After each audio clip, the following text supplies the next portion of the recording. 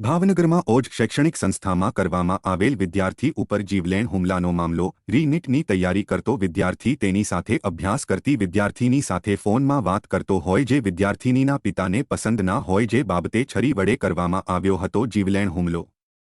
સમગ્ર ઘટનાની વર્તેજ પોલીસ મથકમાં નોંધાયેલી ફરિયાદ બાદ આરોપીની કરવામાં આવી ધરપકડ। આરોપીને ઓજ ઇન્સ્ટિટ્યૂટ ખાતે લાવવામાં આવ્યો। જિલ્લા પોલીસ વડા ડોક્ટર હર્ષદ પટેલે સાથે રહી ઘટનાનું રિકન્સ્ટ્રક્શન કરાવ્યું। વર્તેજ પોલીસ તેમજ એસઓજી સહિતની ટીમે સાથે રહી ઓજ ઇન્સ્ટિટ્યૂટ ખાતે આરોપીનું રિકન્સ્ટ્રક્શન કરાવવામાં આવ્યું। કાઉન્સેલિંગ કરવામાં આવી રહ્યું હતું એ સમયે આજે જગદીશભાઈ નામના જે વ્યક્તિ છે તેમના દ્વારા અચાનક જ પોતાના પોકેટમાંથી છરી કાઢી અને આ જે કાર્તિક નામનો વિદ્યાર્થી છે જે રીનીટની તૈયારી કરી રહેલો જે વિદ્યાર્થી છે તેમના ઉપર છરી વડે હુમલો કરવામાં આવ્યો હતો।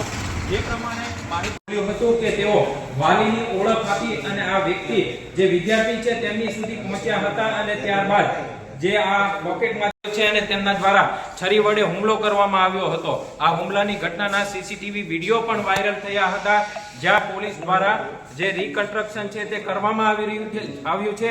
સમગ્ર ઘટના છે તે કેવી રીતના બની હતી, કેવી રીતના તેઓ